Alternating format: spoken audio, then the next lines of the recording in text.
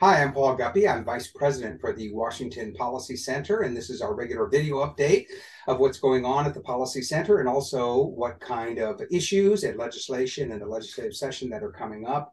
So that's our first item, is that in a little less than a month, the Washington State Legislature is going to come into session on January 8th. They will meet for a planned 60-day session. This is a short in-between session during the halfway through the two-year budget cycle. And what the legislature is supposed to do is to make minor adjustments in the budget, tackle any pressing issues that come up, and basically leave the current two-year budget plan in place, which goes through until July of 2025. That never happens. Instead, what happens is lawmakers come in, they get the latest revenue estimates from the Treasury. If the news is good, from their point of view, they have hundreds of millions of dollars, could be as much as $1 billion more in unanticipated revenue that came in above estimates. You have to remember that spending is already increasing. That's built into the plan from 23, 24 into 25. That's on schedule, but then they discover that hardworking Washingtonians are paying their taxes and that even more money is coming into the Treasury. Naturally, the Washington Policy Center would say, why are you overtaxing people? The tax code is clearly bringing in more money than you need. So why not just let Washingtonians keep more of the money that they're earning? You've already funded the government for 2 years. They never do that. Instead, they will add this $500 to $1 billion to the current budget plan. That will be built into the base. All of that money will be spent between now and the end of the budget period in 2025. And then, as I said, that will then become ratchet up to the next base to maintain what lawmakers call current services budgeting. Current services means we're spending X dollars now, we need to continue to spend X dollars indefinitely into the future, and we're going to add to that. So that's the way public budgeting goes. One comment that was made by one of my colleagues when I worked on the Appropriations Committee in Washington, D.C. was, if anyone in the private sector did bookkeeping this way, they would be in jail. But in the public sector, you don't have the same discipline. So we see that coming up. We're also looking at pre-filed bills that lawmakers are already starting to introduce here in December. So far, there are 72 bills have been introduced, and I will hit some of the highlights as to what we are tracking. The first one is, following up on the budget, is the carbon tax that Jay Inslee signed into law a year or so ago, went into effect earlier this year, has already added to the cost of gasoline, the cost of home heating, the cost of energy, and of course, as those who are old enough to remember the energy crisis of the 1970s, when the cost of oil or energy goes up, the cost of everything goes up. So that is one of the things that's pushing inflation, both nationwide, but it's hitting us here particularly hard in Washington State because our Democratic majority decided to fight climate change by imposing a tax on the expenditure of energy, a carbon tax. So that is really kicking in. It's increased the price of gas by at least 50 cents a gallon, and we expect that to continue. The other side of it is massive revenue windfall, as I mentioned, for the legislature. The governor has already announced that he plans to increase investments, and here I can put in a note that we use, our analysts use, as a tool to look at what any policy proposal is doing. And one of those is the use of language and definitions. So this fallacy or code that the governor has used to talk about investments, you hear about it all the time in public budgeting. And we are clear that these are not investments. That's like a poetic term that's used. These are not real investments. Instead, that's a code word for spending. Lawmakers tend not to want to just say spending. That sounds kind of harsh. And investment carries the idea that somehow the public gets something back. You may or may not agree with that regarding public services, but there is no accounting mechanism that creates a genuine investment. So every time you hear the term investments in public policy, that actually means spending. And it also means that the public official or the journalist, reporter who is using words like that is trying to twist or manipulate or hide something. Plain language sticks to the core definition of what a word means. And again, that's one of the interpretation tools that we use at the Washington Policy Center when we're looking at bills and public messaging, press releases, things like that. So we expect more of that to be happening. The next issue is on transportation funding. So Charles Prestrud, our transportation expert, has been following this, particularly regarding funding. He has noted that the legislature reports they are about $770 million short on the highway and road maintenance budget. We at the Policy Center, of course, think the government should do less. The government should be smaller and have less of a financial burden on the people. But if there's one thing the government should do is public roads. It's a monopoly. Nobody else is allowed to provide this service, and we think the state should do a good job. Their funding is woefully short.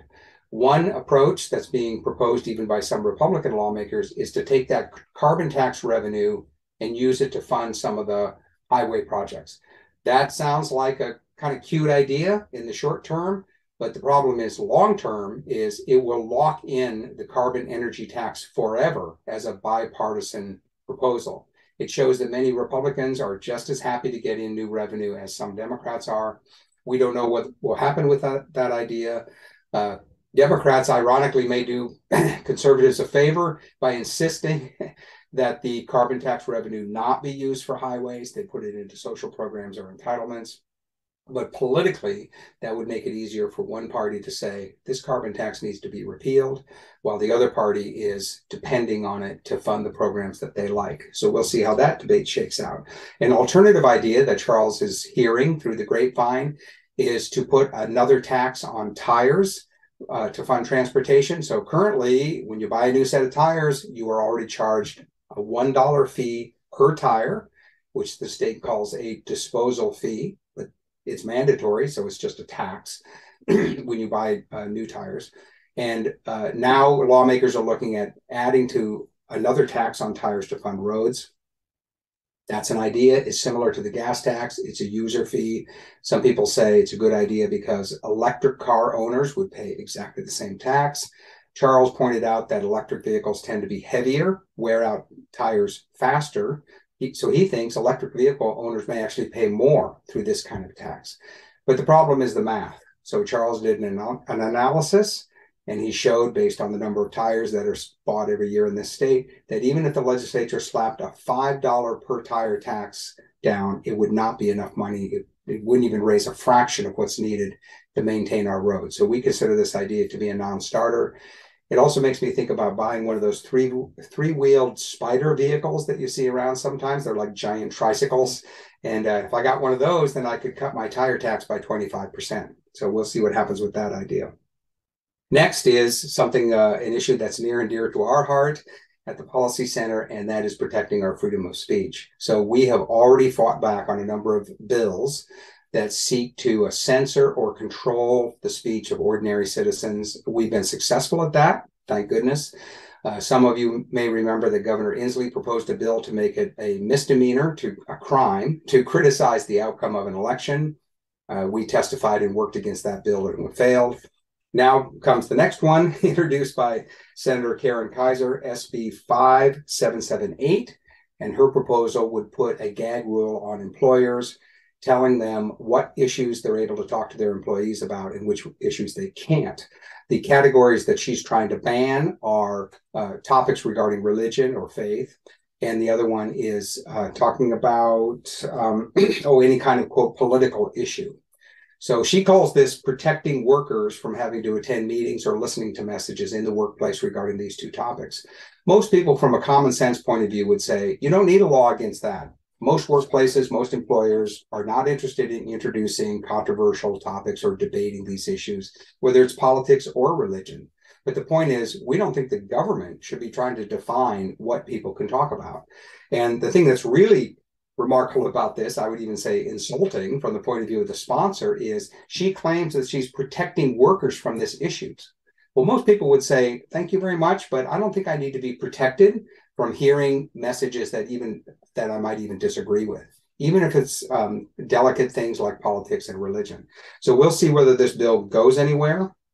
But if it does get a hearing or is introduced in committee, we are going to be all over it. I mean, this drives us nuts. It's impossible to be an independent research organization to support pursuit of truth, weighing evidence, analysis, and publications and media, which we do all the time, and then have to live in a state where its leaders are constantly proposing ideas to restrict your freedom of speech, or even worse, to restrict what you're allowed to hear, what you're allowed to read. And so we will definitely be posing this idea if it goes forward. Some positive bills have been introduced, which we think are great. One is HB 1328. This is a Republican bill that would allow families to apply for up to $500 in public funding to hire a tutor to provide one-on-one instruction for a student who is behind because his or her school was closed by the governor during the COVID crisis. Public schools were closed for almost 2 years. So there's a lot of learning loss out there. School districts are scrambling to catch up. This program would provide aid directly to families who want to hire a tutor. We think it's a great idea. We also support virtually anything that empowers parents to direct and get engaged in the education of their children. This would be a good program that would do that. Another one related is HB 1897, introduced by a Democratic member. This is very encouraging because it would equalize the funding that charter schools families receive. Right now, charter school families are not allowed to access local levy funding or capital funding for their local schools, which we think is just wrong, okay? Charter school families pay taxes, they vote for local levies often, but they don't receive any of that money. So what the state can do is start to provide $1,500 or $2,000 per child to make up for that loss of funding. One, again, shocking thing is that many charter schools, which are public schools, have to pay rent on the buildings that they occupy because they're not allowed to have capital funding. This Democrat bill would help make up for that, and we hope it moves forward. And then lastly, a good bill was introduced by Senator Mazzal of Whidbey Island, HB 5815, that would allow Washington to join with other states to permit physician assistants who have been trained in other states, medical personnel, to get jobs in Washington state without having to go through a completely new training and certification process. Senator Mazzal is building on a good idea that was passed by bipartisan vote last year for us to do the same thing with nursing certificates. So we followed up on that program, and over 1,300 nurses have been added in Washington state hospital and clinics because we allow trained people to come from other states where they've already received certification and allow them to get jobs here. This would extend that to physician assistants. We think this is positive. It works. It's common sense. Many of the people who get these jobs are military spouses. They're relocated into Washington state, and then they can't find a job because their licensing isn't allowed here. We think this idea should be applied across the board to all professions, but starting with healthcare is a positive step. And that wraps it up for issues we're following. There will be a cascade of more as we get into January. Our staff will be tracking those. In the meantime, we're excited about events in December. Our young professionals team is hosting a Christmas party in Seattle on December 12th. This is the second one. They had a similar Christmas party event in Spokane. It was a lot of fun, well attended, and they'll be doing one in the Seattle area as well. On December 12th, we have another live edition of our Washington Policy Center on the Go on Facebook, where David Bose will be hosting our experts to talk about upcoming issues.